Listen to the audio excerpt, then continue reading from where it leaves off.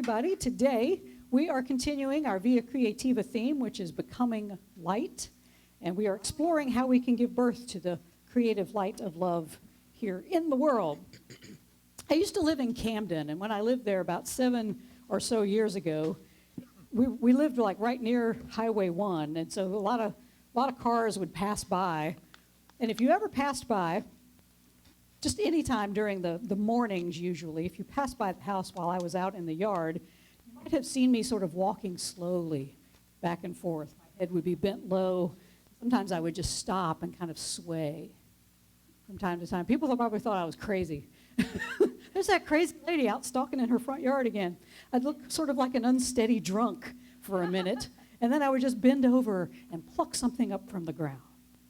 And if you watched long enough, you would see me repeat this ritual many, many times, walking slow, sway, picking something up off the ground.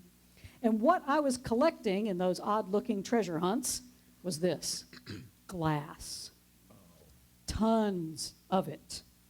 I gathered handfuls and eventually bagfuls almost every day after my German Shepherd, the Lord. For those of you who are new, I have a German Shepherd. Her name is the Lord because the Lord is my shepherd. I like joke names like that. One of my first cats was named Peeve because she was my pet peeve. Anyway, so the Lord was out running around in the yard. We had like 2 acres, and so she cut her paw pads on glass that seemed to just grow out of the yard. It just seemed to sprout. And when I say it grows, it really did. This house was built in the 1930s. It was one of the first houses in Camden. It was one of the first houses along Highway 1. And it was a common practice for people to bury their trash on their property instead of hauling it off to the landfill. And so the glass, the yield of glass was especially high after a few days of heavy rain that would just wash off another layer of the yard. It all went down to the far corner. You can see it starting to stack up. So it occurred to me, though, on one of my walks, that those hunts are a lot like our search for awakening or enlightenment. The glass represents all of the wounds that we have suffered in our lives, the shadows that emerge over time that reopen old wounds or create fresh ones. The glass, those shadows of shame and despair and rejection, anger, or any other emotion that is holding us back. It's always present under the surface of our lives. It's hidden by that dirt of unconsciousness. If you guys want to, we have an offering plate. Would you like to donate? Okay. Yeah, y'all are distracting from my depth here. I'm sorry. I'm just handing it. Think of it as a piece of glass. The glass, it's like the shadows. It's like the shame, despair, rejection, anger, any other emotion that we have that seems to hold us back. It's always present right there under the surface of our lives, but it's hidden by that unconsciousness, that unconscious dirty mind, not Bob's kind of dirty mind. The dirt of unconsciousness.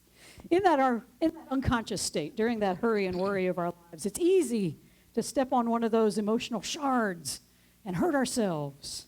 Whether that's a fresh wound or a reopened one, the injury usually comes by surprise. It's like stepping on a long buried shard of glass.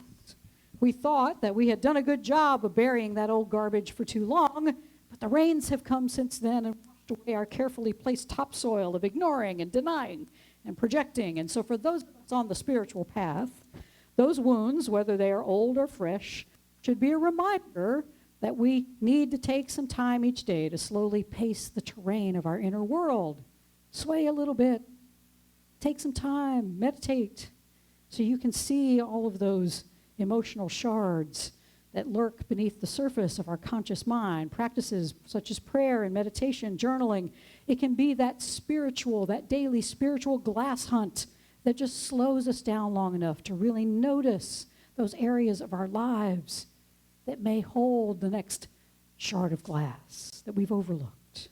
But as most experienced spiritual seekers know, and what I learned in the yard, is you have to keep going back over the places that you already think you have cleaned up, because new shards, new unresolved emotions may crop up in places that you think you've swept 1,000,000 times before, especially after the heavy rains of some new emotional trauma. And this is why enlightenment is an everyday journey. It's an ongoing spiritual practice. It is never your final destination. So I invite you, Jubilants, to celebrate discovering even the smallest pattern in your life that might cut you open in new and old ways. Because when you remove that shard of unconsciousness from your field of consciousness, it increases not only your joy, but the joy of the world. And that means we all get to say, Oh, yeah. how many of you would say that you have had what you might call a mystical or transcendent experience at some point in your life? A few of you? All right. I mean, it can be as simple as like a moment of clarity, you know, a feeling of oneness with everything and everybody in the universe. I mean, even just for an instant. An aha moment of revelation, or it can be as involved as some sort of out-of-body experience or an extended feeling of euphoria or feeling overwhelmed by the beauty of creation. Okay, with that explanation, anybody? Transcendent. I mean, it can be simple, it could be a moment, or it could be extended. So, okay. All right. If you have ever had one or more of those mystical, magical moments, you're among nearly half of Americans who have reported such incidents, according to a Pew Research poll a few years ago. Interestingly, only 22% of Americans say they have had a mystical experience back in 1962. That number has grown steadily over the years, perhaps pointing to a growing number of people who are dedicated to this transformation of consciousness, to raising their consciousness, to live into that higher divine self. And I certainly hope that that is the case, which is why we're seeing those mystical experiences increase. However, what you may note is missing among those who have been interviewed for this poll is this. None of them, not one of them, reported that those mystical awakened moments endured. Some of them had some prolonged ones, but they went away at some point. None of these people that they polled talked about abiding awakening. Instead, they only noted that the mystical experience came and then it went. For as much as we would like to awaken and to remain awake, there's no such thing as enlightened retirement, as Buddhist writer Jack Kornfield puts it. Instead, he says there are simply cycles of awakening and openness, followed by periods of fear and contraction. Has anyone ever experienced that? All hands should be up. Enlightenment, said one Zen master that Kornfield interviewed, is only a step of the journey. You can't cling to that as a new identity, or you are going to be in immediate trouble. You have to get back down into the messiness of life, this Zen master says, and only then can you integrate what you have learned from that mountaintop experience. Oh, but what about those spiritual masters, you might ask? Didn't Buddha attain an awakening? Didn't he have an enlightened retirement? Well, according to Kornfield, not even Buddha, he'd maintain an abiding awakening. On the night that the Buddha did awaken, he was attacked by the armies of Mara, the god of illusion and evil. with his heart of compassion, he was able to overcome the anger and the aggression that Mara unleashed within him, and Mara eventually left in defeat. But that defeat was only temporary, even for the Buddha.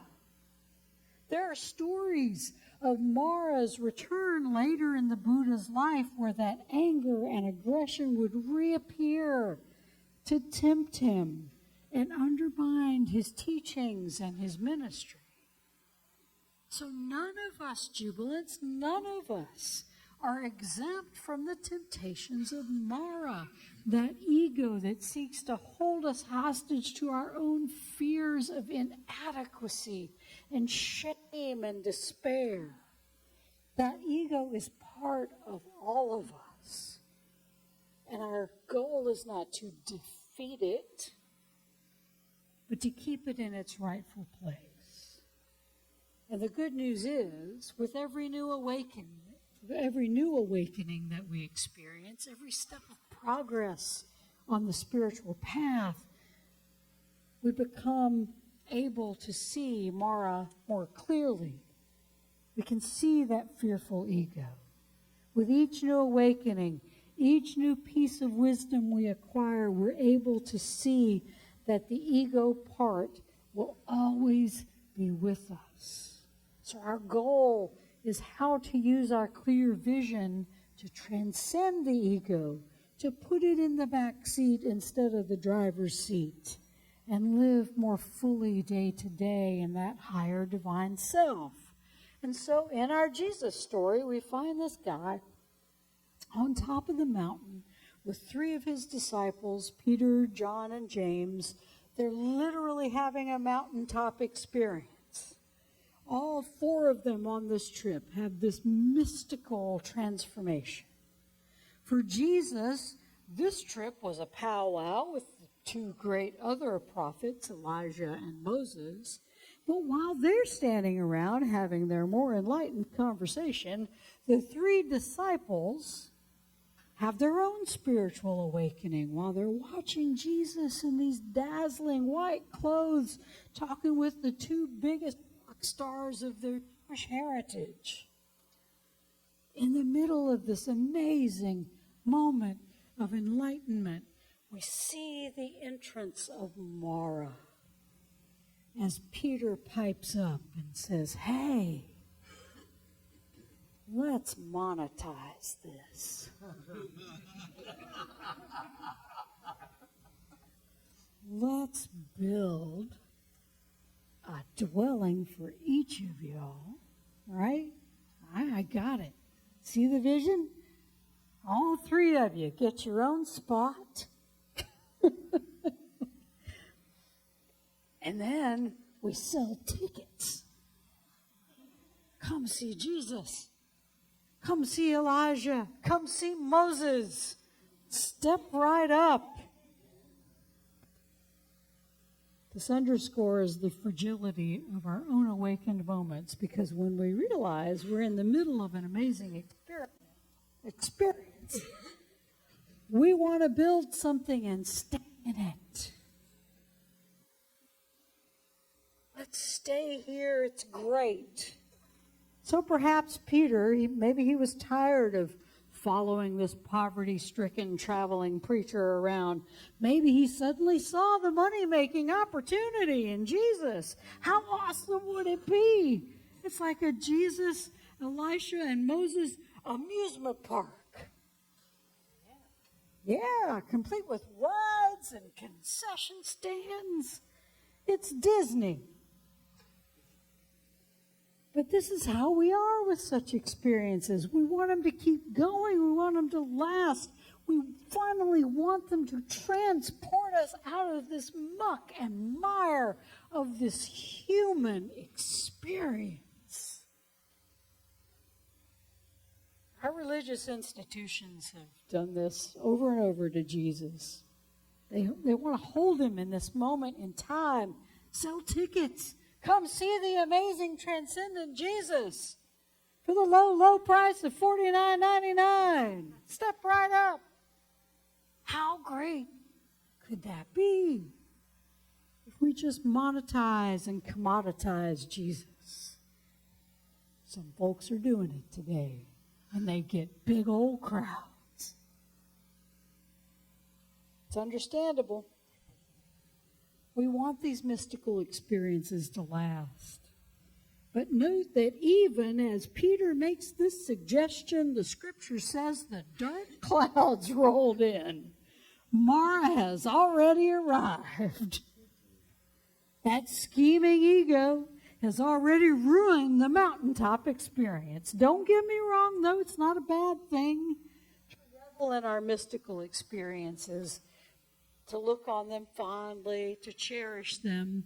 But Peter and we make the same mistake of wishing to dwell in those experiences, to build a booth and try to stay there forever. The word dwell comes from the Old English word dwellon, which means to delay or to lead astray. When we dwell on things, whether they're mountaintop joyful experiences or our despair-filled lowest valley experiences, we delay our ongoing journey of awakening. We are led astray by the ego that tempts us to either arrogantly to believe that, hey, I have arrived, I am enlightened and awakened, or it tempts us to see one awakened experience as another get-rich-quick scheme. That's why Jesus, when he talks to us, he says, consider the lilies. He tells you to dwell upon the lilies. That word consider, it just asks us to observe, to carefully examine what's going on around us. And when we can observe, we begin to see deeply what is before us. And then we are able to let it go. Enjoy what's there. But let it go, let it pass. Don't try to own it or nail it down or package it and resell it. Jesus gives us the example of how to do any moment of enlightenment or awakening. Observe it, learn from it, experience it fully, and then let it go. Come down from the mountaintop. Get back to work. Or as Jack Kornfield puts it, after the ecstasy, the laundry. Breathe deep. All right, so the Apostle Paul, I promised I'll extrapolate a little bit, because when you read the Apostle Paul, you're like, oh gosh, I'm back in Sunday school. Save me from Paul. But anyway, it's the Apostle Paul, in this portion of his letter to the church at Corinth, he's sending a message to those in this community who, like the other half of Americans, don't believe they've had a transcendent moment with God. Paul says they're blinded. There's a veil that's covering their ability to understand that God, a holy enlightenment, is available in every moment. Just like those early followers of Jesus in Corinth, we too can be a little blind and blinded by the light of Mara, that shiny, brilliant ego that invites us to dwell in the despair of the world, or become arrogant in our spiritual walk, or it tempts us to see all this spiritual stuff as just a bunch of woo-woo hooey that combined with $5 might get you a latte at Starbucks. That veil that Paul is talking about, it's very close to that trap of dwelling that Peter stumbled into in his own mountaintop experience. The Greek word that is used for veil means to hinder knowledge of a thing. Our spiritual blindness, when we dwell there, it hinders us from the knowledge of who we truly are, that we are the light of the world, that we are always in communion with God through the Holy Spirit. Paul tells this Corinthian community that light shines from every moment because God is in every moment commanding the light, he says, which means understanding, commanding that light of understanding to shine in the darkness. There is awakening available right now in every moment, but we are blinded by our own ego, by our ignorance, which hinders us from seeing it. And that veil, that dwelling, it leads us astray. We are troubled on all sides, Paul says, but those troubles, instead of keeping us blind to God's beckoning light in every moment, they are in reality the doorways that we can use to enter the divine presence of our true higher self. Instead of creating despair, Paul invites this ancient community and us as a modern day one to see every moment, even the most troubling moments, as an invitation to stay present to God's abiding present. When the demons arrive, Cornfield writes, we must recognize that they are part of the dance of life itself. When they threaten, it is only our illusions that are in danger. The deeper our bow to the awesome, changing powers of life, the wiser we will be. And when we embrace them, he says, they turn into a rainbow. Every color shines in the awakened heart. Buddhist tradition tells several stories about how the Buddha handled Mara whenever it showed up. In one story, the Buddha is said to have invited Mara in for tea. And during this conversation, Mara complains to the Buddha how difficult it is to be the evil one all the time. To which Buddha replies, do you think it's easy being the Buddha? Do you know what they do to my teachings? Do you know what they do in the name of the Buddha at some of my temples? There are difficulties in being in either role, either the Buddha or a Mara. No one, the Buddha says, is exempt. In one scripture, Cornfield notes, the story ends when Mara awakens and becomes a Buddha itself.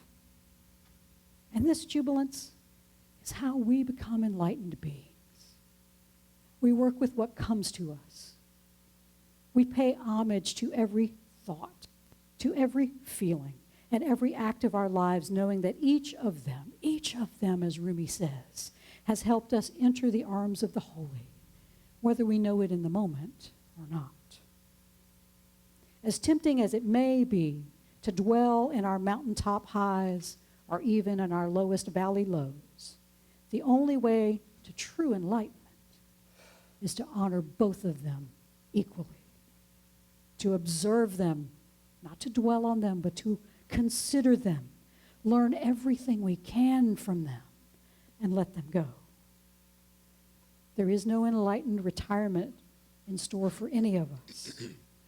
There is only the process of moving from one level of consciousness to the next, ascending that spiritual staircase to the wholeness of that higher divine self, and it's available in every moment. Like that Muslim mystic poet Rumi wrote, if God said, Rumi, pay homage to everything that has helped you enter my arms, there would not be one experience of my life, not one thought, not one feeling, not one act that I would not bow to. What Rumi is telling us is that those who claim that they have never enjoyed a mystical awakening, you're just not paying attention. It's available to you in every moment. Everything in our lives creates an opportunity to either enter the loving arms of God or not. And like Peter, sometimes we're too busy trying to figure out how to make a living. Sometimes we're trying to figure out how to get through a crappy day. And that enlightened moment passes us by. But Rumi is saying to all the mystics, they know every moment offers a chance for enlightenment, a chance to lift the veil and see the dazzling beauty that is this life. Jubilants, pay homage to every moment of your life, and you will see your own divinity in every person, in every friend, in every foe, in every traffic jam, in every loving embrace, in every moment of hostility or boredom, in every moment of kindness or joy, in every moment of frustration and peace. Because enlightenment is always available. And in this moment, I invite you, bow to it all. Oh yeah.